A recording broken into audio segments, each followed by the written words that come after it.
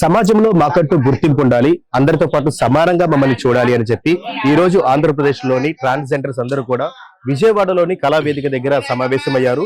ముఖ్యంగా సమాజంలో వారికంటూ జరుగుతున్న అన్యాయం గురించి వారందరూ ఈ రోజు గుమ్మగూడి వారి యొక్క సమస్యల గురించి మాట్లాడుతున్నారు. సో దీని గురించి మరిన్ని విషయాలు మనతో మాట్లాడడానికి మేడం మనతో ఉన్నారు. మేడం నమస్తే అండి. నమస్తే అండి, నా పేరు బోను దుర్గా, ప్రకాశం జిల్లా ఒంగోలు నుంచి నేను వచ్చాను. ఆంధ్రప్రదేశ్ లో ఉన్నటువంటి ఏదైతే 23-24 జిల్లాల నుంచి ట్రాన్స్జెండర్స్ కమ్యూనిటీ ఇబ్బందులు పడుతున్నటువంటి ఇబ్బందుల గురించి, మరి అదేదైతే గవర్నమెంట్ తీసుకొచ్చినటువంటి యొక్క చట్టం గురించి ఒక అవగాహన సదస్సు మేము పెట్టుకున్నాము. ఎందుకంటే ఆంధ్రప్రదేశ్ ప్రభుత్వానికి మేము వ్యతిరేకులం కాము. ఎందుకంటే ఈ ప్రభుత్వం కోసం మేము కష్టపడ్డాము. మేము ఇదే లోకేష్ గారికి, బాబు గారికి, పవన్ కళ్యాణ్ గారికి, మరి ఎవరెవరైతే పార్టీ లీడర్స్ ఉన్నారో వీళ్ళందరూ కూడా మేము వాళ్ళ ఎన్నికీర్తి ఉండి మేము వర్క్ చేయడం జరిగింది. మేము కూడా ఆంధ్రప్రదేశ్లో సమానంగా ఉన్నాం కాబట్టి మాకంటూ కొన్ని హక్కులు, మా జీవన విధానంలో కొన్ని మార్పుల కోసం అని చెప్పేసి మేము ఈ సభని ఏర్పాటు చేయడం జరిగింది. ఈ సభ కోసం దగ్గర మేము ఒక 10 రోజుల కాంచి మేము తిరుగుతూ మేము అందరినీ మోటివేట్ చేస్తూ అండ్ చీఫ్ గెస్ట్ గా చంద్రబాబు నాయుడు గారికి మేము లెటర్ ఇవ్వడం జరిగింది. మా యొక్క సమస్యల గురించి మేము గలం విప్పడానికి అని చెప్పనేసి మేము ఇక్కడ అంతా కూడా ఒక సభని ఏర్పాటు చేసుకుని దానికి చీఫ్ గెస్ట్ గా శ్రీ రాయపాటి శైలజ గారు, ఉమెన్ కమిషన్ చైర్పర్సన్ గారు వచ్చారు. మరి అది మా సమస్యను అంతా కూడా విన్నారు. చంద్రబాబు నాయుడు గారి దృష్టికి తీసుకెళ్లి సత్వరం పరిష్కరిస్తామని మాకు హామీ ఇచ్చారు. మరి అదేవిధంగా ఎంతమంది అయితే సోషల్ మీడియాలో మీరు చూస్తూ ఉన్నారు, ట్రాన్స్జెండర్స్ పైన అనేకమైన ట్రోల్స్ వస్తూ ఉన్నాయి కాబట్టి వాటన్నింటిని కూడా అధిగమించడం కోసం అని చెప్పేసి మేమంతా ఒకటే, మా గలమంతా ఒకటే, మేమంతా ఒకటే అని ఒక ఐక్యమత్యంతో ఈ యొక్క సభని తుమ్మలపల్లి కళాక్షేత్రంలో మేము పెట్టుకుని విజయవంతంగా జరిగినందుకు మీడియా మిత్రులు మాకెంతో సహకరించారు. పోలీసు వారు కూడా మాకెంతో సహకరించి, మరి ప్రజలు కూడా మాకెంతో సహకరించి, మీకు అందరూ కూడా ప్రతి ఒక్కరికి పేరు పేరున ధన్యవాదాలు. మా సమస్యలు ముఖ్యంగా ఏంటంటే ఇప్పుడు ఆల్రెడీ ఏదైతే మేము చట్టం తీసుకొచ్చే చట్టానికి మేము వ్యతిరేకులం ఏమీ కాము. కాకపోతే మన ఆంధ్రప్రదేశ్ ప్రభుత్వం మొదటి నుంచి కూడా ట్రాన్స్జెండర్స్ పైన వర్క్ చేసింది కాబట్టి 2017లోనే మాకు ఒక జీవోని తీసుకొచ్చి, జీవో నెంబర్ 20ని తీసుకొచ్చి మాకు ఒక పింఛన్ ఇవ్వటం జరిగింది. మరి అదేవిధంగా నివాస గృహాలు ఏర్పాటు చేయడం జరుగుతుంది. మరి అదేవిధంగా ఒంటరి మహిళ రేషన్ కార్డు కూడా సింగిల్ పర్సన్ రేషన్ కార్డు కూడా ఇవ్వడం జరిగింది. మరి అదేవిధంగా ఇంకా మేము, ఎందుకంటే ఈ యొక్క విజనరీ లీడర్ మనకి ఆంధ్రప్రదేశ్ని అభివృద్ధి చేసే పరిణామంలో మేము కూడా అభివృద్ధి పడాలి, మా గలం అంటూ ఉండాలి. ఎందుకంటే మేము కష్టకాలంలో కూడా వర్క్ చేసాము. మేమందరం కూడా కేసులు పెట్టించుకొని మేమంతా కూడా తిరిగాం కాబట్టి పార్టీ తరఫున మాకందరికి కూడా ఒక గుర్తింపు తీసుకురావాలని, మా సమస్యలు ఏదైతే ఉన్నాయో ఆ సమస్యలు, ఎందుకంటే మాలో చాలా మంది పెద్దవాళ్ళు ఉన్నారు, మాలో చాలా మంది చదువుకునే వాళ్ళు ఉన్నారు, వీళ్ళందరూ కూడా ఒక్కొక్కరికి ఒక్కొక్క రీతిలో మరి వాళ్ళకి తగిన అటువంటి ప్రభుత్వ పథకాలు కానివ్వండి, ప్రభుత్వ ఉద్యోగాలు కానివ్వండి అన్ని కూడా సమకూర్చాలని చెప్పేసి మేము ముఖ్యంగా ప్రభుత్వాన్ని డిమాండ్ చేస్తున్నాము.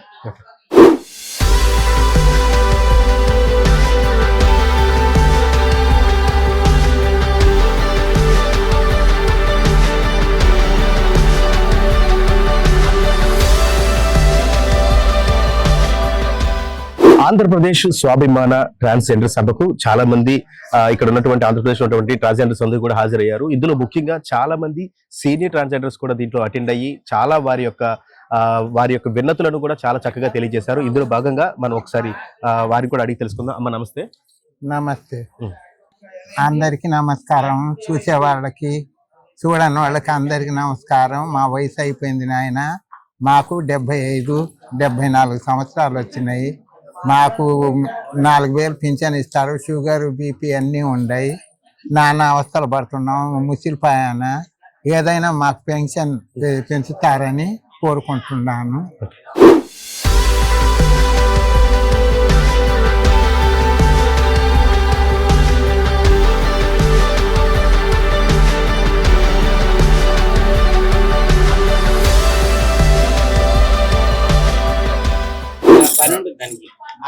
కర్ణాటక డిస్ట్రిక్ట్ బళ్ళారి నుంచి కూడా ఈ రోజు ఆంధ్రప్రదేశ్ జరుగుతున్నటువంటి మీటింగ్ కి హాజరైనటువంటి ట్రాన్స్జెండర్స్ చాలా మంది ఉన్నారు. అందులో ఒక మేడంతో కూడా ఈ రోజు మాట్లాడి తెలుసుకుందాం. నమస్తే మేడం. నమస్తే. నమస్తే అండి, నా పేరు చాందిని అని, నేను కర్ణాటక నెల్లి వచ్చినాను. మా ఊరు బళ్ళారి. ఈరోజు విజయవాడలోన మా ట్రాన్స్జెండర్ కమ్యూనిటీ అంతా చాలా రాష్ట్ర వాళ్ళు, చాలా జిల్లా వాళ్ళు చేరినారు. ఈరోజు మా ట్రాన్స్జెండర్ బిల్ అని చెప్పేసి 26కి కోర్టు నెల్లి ఇదే అయింది. దాని గురించి మేము మా బాడీ మా రైట్స్ ఉంటుంది. మా బాడీని తీసుకుపోయి మేము చెకప్లు చేయించుకొని మేము పోయి మళ్ళీ కోర్టుకి అప్డేట్ చేయాలని మేము ఎప్పుడు కోరుకొని వెళ్దు. మా బాడీ ఏముండే వరకు 18 ఏండ్లు, మా వయసు 18 ఏండ్ల లోపలనే మా తల్లి తండ్రికి హక్కు ఉంటుంది. వాళ్ళు ఏం చేసినా కానీ వాళ్ళకి అధికారం ఉంటుంది, మళ్ళీ గవర్నమెంట్కి అధికారం ఉంటుంది 18 ఏండ్ల లోపల. 18 ఏండ్లు దాటిన తర్వాత మా బాడీ మా రైట్స్ ఉంటుంది. మా మేల్ గాను ఉండొచ్చు, ఫీమేల్ గాను ఉండొచ్చు, ట్రాన్స్జెండర్ గాను ఉండొచ్చు. మై బాడీ మై రైట్స్ గా ఉంటుంది. ఈ రోజు సుప్రీం కోర్ట్ అనేది ప్రభుత్వము ఈరోజు ట్రాన్స్జెండర్ బిల్ అని ఇది చేసినారు. దీన్ని మేము చెకప్లు చేయించుకొని మేము ఇప్పటికే ఆపరేషన్లు అయ్యి మేము సర్జరీలు చేయించుకొని మా కష్టాలు మేము పడుతున్నాము. ఇప్పుడు మేము పోయి మేము చెకప్లు చేయించుకొని గవర్నమెంట్కి చూపించాలని మాకు ఏ అధికారం లేదు. ఇది చాలా రాష్ట్రాలలో చేరినాము. ఇది ఎక్కడికైనా కానీ పోరాడతామని కోరుకుంటున్నాను. ఈరోజు తెలంగాణ, మహారాష్ట్ర, రాయలసీమ చాలా జిల్లా వాళ్ళు, చాలా రాష్ట్రాలు చేరినాము. ఇంకా ముందు ఇది బిల్లుగిన రద్దుపడి తీసుకోకపోతే, వాపస్ తీసుకోకపోతే గిన ఇంకా చాలా రాష్ట్రాలలో, తమిళనాడు కానీ, మహారాష్ట్ర కానీ, కర్ణాటక కానీ, తెలంగాణ కానీ, రాయలసీమ కానీ చాలా రాష్ట్రాలలో చేరి ఇది పెద్దగా పోరాట చేస్తాం అనుకుంటున్నాను. ఇది బిల్లు ఇప్పటికే రద్దు కావాలని కోరుకుంటున్నాను.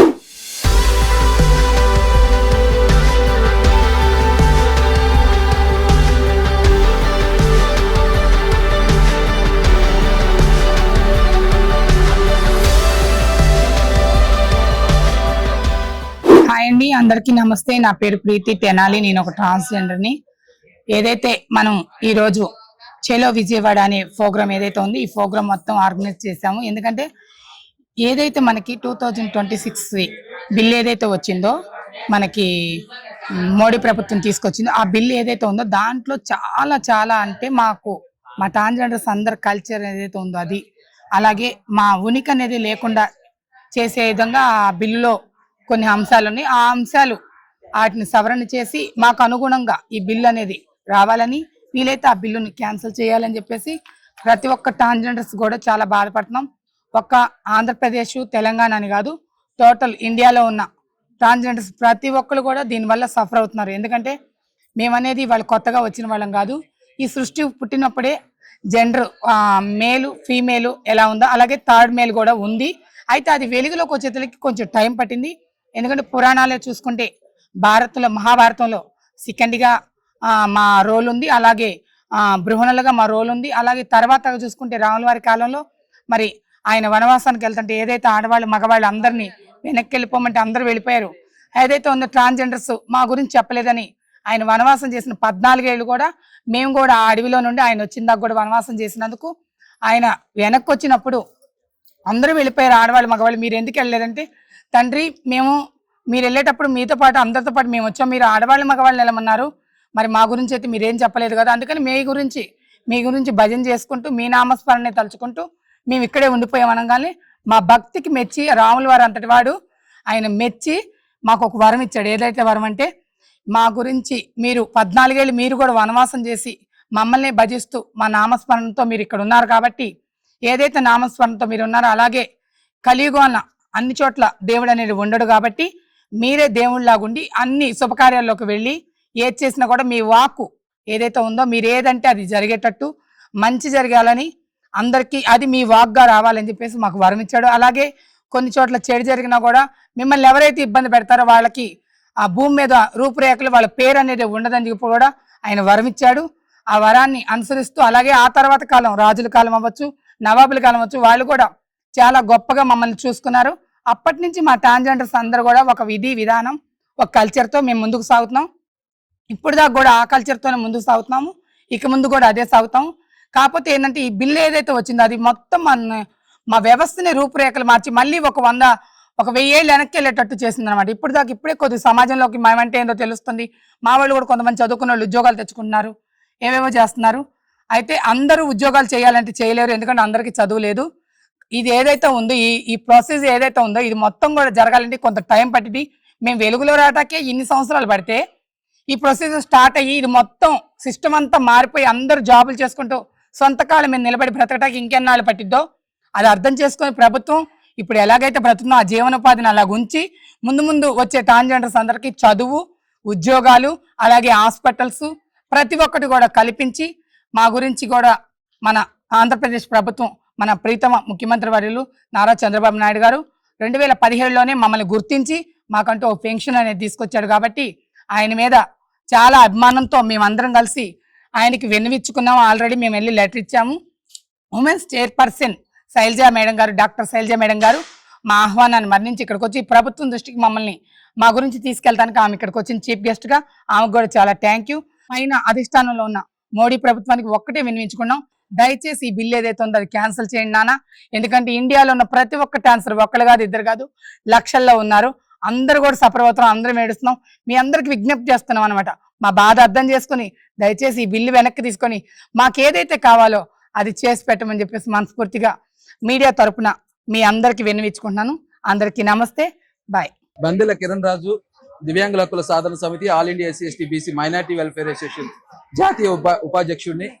ఈరోజు రాష్ట్ర వ్యాప్తంగా ఉన్నటువంటి ట్రాన్స్జెండర్లు, హిజ్రా మిత్రులు, దైవ పుష్పాలు, అలాగే సగం తెగినటువంటి ఆనపావం లాంటి జీవితాలు కలిగిన వారు ఈ సమాజంలో అస్పృశ్యతని అనుభవిస్తూ వారికంటూ భవిష్యత్తు లేకుండా సమాజానికి దూరంగా వారికై వారు ఒక ప్రపంచాన్ని ఏర్పాటు చేసుకుని అస్పృశ్యతను అనిపిస్తున్నటువంటి ట్రాన్స్జెండర్ హిజ్రా మిత్రులు ఎవరైతే ఉన్నారో వీరందరూ కూడా కోల్పోతున్న హక్కుల కోసం, హక్కుల సాధన కోసం ఈరోజు విజయవాడ వేదికగా ఒక పెద్ద సభను ఏర్పాటు చేసుకోవడం జరిగింది.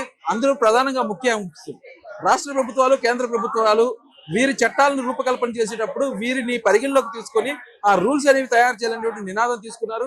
ఇటీవల కాలంలో పార్లమెంట్ లో ఏదైతే చట్టం రూపొందించారో ట్రాన్స్జెండర్ బిల్లు ఏదైతే ఉందో ఆ బిల్లులో ఉన్నటువంటి రూల్స్ ఏవైతే ఉన్నాయో వాటి సవరణల కోసం ఖచ్చితంగా స్త్రీకి పురుషుడికి లేనటువంటి లింగ నిర్ధారణ ట్రాన్స్జెండర్లకు ఎందుకు అనేటువంటి నినాదం తీసుకుని ఈరోజు ముందుకు రావడం జరిగింది. డాక్టర్ బిఆర్ అంబేద్కర్ గారు ఇచ్చినటువంటి రాజ్యాంగంలో ఉన్నటువంటి హక్కులను కాల్రాసే విధంగా ఎవరు కూడా ఉండకూడదని చెప్పేసి తెలియజేస్తూ మానవత్వం ఉన్న ప్రతి ఒక్కరు కూడా ట్రాన్స్జెండర్ హక్కుల కోసం పనిచేయాలి. అందులో ప్రధానంగా ఈరోజు ఇంత పెద్ద ఎత్తున కార్యక్రమం జరిగితే దాదాపు 3 నుంచి 4,000 మంది రాష్ట్ర నలుమూల నుంచి విచ్చేయడం జరిగింది. వీరిలో ప్రతి ఒక్కరికి కూడా ధన్యవాదాలు తెలియజేసి ప్రధానంగా మా అందరికీ కూడా ఈ ట్రాన్స్జెండర్ మిత్రులందరికీ కూడా కోకని సత్యం గారు ప్రముఖ పారిశ్రామికవేత్త, పెద్ద మనసు కలిగిన వ్యక్తి, ఆయన అడగగానే వీరందరికీ కూడా భోజనాలు ఏర్పాటు చేయడం, మరి వసతులు ఏర్పాటు చేయడం, పెద్ద మనసుతో ఏర్పాటు చేయడం కూడా మానవత దృక్పథం ముందుకు రావడం చాలా సంతోషకరమైన విషయం. వారి కూడా హిజ్రా కమ్యూనిటీ నుంచి కూడా ధన్యవాదాలు తెలియజేస్తాం. రాబోయే రోజులు సర్వీస్ చాలా చేయాలి మాకు అని చెప్పేసి కోరుకుంటాం. సత్యం గారికి ఒకటే నినాదంగా తీసుకుంటున్నాం, ఖచ్చితంగా మానవతను ప్రతి ఒక్కరు కూడా ఇజ్రాయల్ హక్కుల కోసం పనిచేయాలి. రాష్ట్ర ప్రభుత్వాలను కూడా కోరుతా ఉన్నాం, డిమాండ్ చేస్తా ఉన్నాం. మీరు హక్కులు మాత్రం కాలు రాయొద్దని చెప్పేసి తెలియజేస్తా ఉన్నాం. ఈ రోజున మనం తుమ్మలపల్లి కళాక్షేత్రంలో ఇంత పెద్ద కార్యక్రమం జరుపుకుంటామని ఎప్పుడు అనుకోలేదు. ఎందుకంటే వాళ్ళు వచ్చి అన్నదానం చేయాలి, మీరు భోజనం పెట్టాలి, మాకు 1000 మంది వస్తామంటే 1000 మంది ఎక్కడి నుంచి వస్తారా, ఎలా వస్తారా అని అనిపిస్తుంది. కానీ ఇప్పుడు 1000 మంది వచ్చారు. దానికి చాలా సంతోషిస్తున్నాను. అలానే మనకి పార్లమెంట్ లో కొన్ని బిల్స్ పాస్ అయినాయి వాళ్ళందరికీ, అవన్నీ కూడా అమలుపరచట్లేదు. అమలుపరిచి దీన్ని ముందుకు తీసుకెళ్లాల్సిన అవసరం రాజకీయ నాయకులకు ఎట్టి పరిస్థితుల్లో కూడా వాళ్ళకు ఉంది. కానీ వాళ్ళు ముందు తీసుకెళ్ళట్లేదు, వాళ్ళు ఇవన్నీ అమలుపరచట్లేదు. కాబట్టి ఈ రోజున రోడ్ల మీద అడుక్కొని అట్లనే ఎవరిలో ఎక్కడ గృహప్రవేశాలు దొరికి అక్కడికి వెళ్ళి అడుక్కున్నామని ఆ పరిస్థితి లేకుండా మనకి మంచి అవకాశం ఇచ్చారు. పార్లమెంట్ లో బిల్లు పాస్ చేశారు, కానీ ఆ బిల్లు అమలుపరచట్లేదు. కాబట్టి అది వెంటనే మరి 1000 మంది దృష్టిలో పెట్టుకునే లక్షల మంది ఉంటారు మరి. కానీ రాష్ట్ర వ్యాప్తంగా అయితే మరి ఇంతమంది రావటం మరి చాలా మంచి పని జరిగింది, చాలా మంచి పరిణామం. దీనికి ముఖ్యంగా నాకు వీళ్ళందరికీ అన్నం పెట్టే అవకాశం నాకు కలిగినందుకు అమ్మవారిని ప్రార్థిస్తూ ఇట్లాంటి కార్యక్రమాల్లో చాలా వాటిలో నేను అన్నదాన సహాయ సహకారాలు అందించాలని చెప్పేసి కోరుకుంటూ మరి ఇంత విజయవంతంగా నడిపించినటువంటి వీళ్ళకి, నన్ను ఆహ్వానించినటువంటి వీళ్ళందరికీ కూడా ధన్యవాదాలు. నమస్తే అండి, నా పేరు సరిత. నేను అడ్వకేట్, జేఎంజే సోషల్ సర్వీస్ సొసైటీలో అసిస్టెంట్ డైరెక్టర్ గా వ్యవహరిస్తున్నాను. మేము ఈ రోజు ఆర్గనైజ్ చేసిన ఈ ట్రాన్స్జెండర్ స్వాభిమాన సభ అనే దానికి మేము కూడా ఆర్గనైజింగ్ కమిటీగా వ్యవహరించి గ్రౌండ్ లెవెల్ వర్క్ జరిగే అదంతా కూడా మేము చూసుకున్నాము. ఒక సాంఘిక సేవా సంస్థగా